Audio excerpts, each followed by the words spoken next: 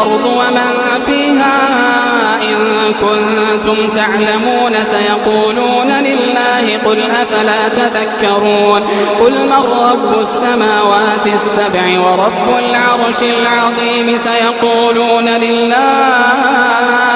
قل أفلا تتقون قل من بيده ملكوت كل شيء وهو يجير ولا يجار عليه إن كنتم تعلمون سيقولون لله قل فأنى تسحرون بل أتيناهم بالحق وإنهم لكاذبون ما اتخذ الله من ولد